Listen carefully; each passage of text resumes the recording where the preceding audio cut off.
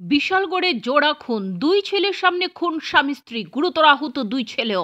বিশালগড় থানাধীন দীনদয়াল চৌমুহনী এলাকায় বিপুল দাসের সাথে পারিবারিক বিষয় নিয়ে ঝামেলা হয় তার ভাতিজা অজান্ত দাসের। দুজনের মধ্যে মারপিট হয়। বিপুল দাসকে বাঁচাতে যান তার দুই ছেলে এবং স্ত্রী।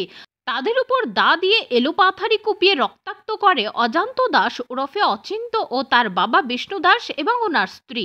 পরবর্তী সময় রক্তাক্ত অবস্থায় বিপুল দাস, শ্যামল দাস সহ তাদের দুই ছেলেকে ফায়ার সার্ভিস কর্মীরা বিশালগড় মহকুমা হাসপাতালে নিয়ে আসলে চিকিৎসকরা রিয়াল মজুমদার বিপুল দাসকে মৃত বলে ঘোষণা করে।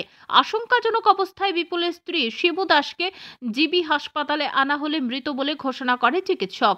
আশঙ্কাজনক দুই ছেলের চিকিৎসা চলছে জিবি হাসপাতালে। এদিকে বিশালগড় থানার পুলিশ ঘটনাস্থলে ছুটে গিয়ে হাতে নাতে অভিযুক্ত খুনি অজান্ত দাসকে গ্রেপ্তার করে। পরবর্তী সময় উত্তেজিত জনতা অভিযুক্তের বাড়ি এবং গাড়ি ভাঙচুর করে। বর্তমানে বাকি অভিযুক্তরা বিষ্ণু দাস সহ ওনার স্ত্রী পলাতক। শনিবার সকালে ঘটনাস্থলে জেলা পুলিশ সুপার VJ রেড্ডি সহ বিশাল পুলিশ বাহিনী। গোটা ঘটনায় থমথমে পরিস্থিতি। ফায়ার সার্ভিস নিয়ে এসেছে 4 জন পেশেন্ট। এদের নাম হলো শিমু দাস, জয় দাস, কিষান দাস, বিপ্লব দাস মনে না, বিপ্লব দাস ব্রড ডেড কন্ডিশনে এসছে। আর যে শিমু দাস, ওনার কন্ডিশনও বেশি একটা ভালো না।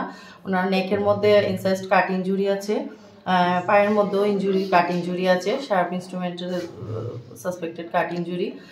তো ওই পেশেন্টও বেশি কন্ডিশনটা স্থিতিশীল নয়।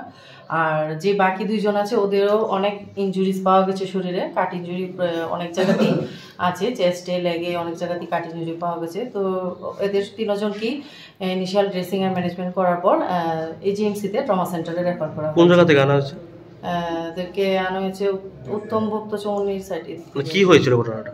কি হয়েছিল মনে হয় allege history of physical assault টাইপের কিছু হবে। Bureau report, লাবল।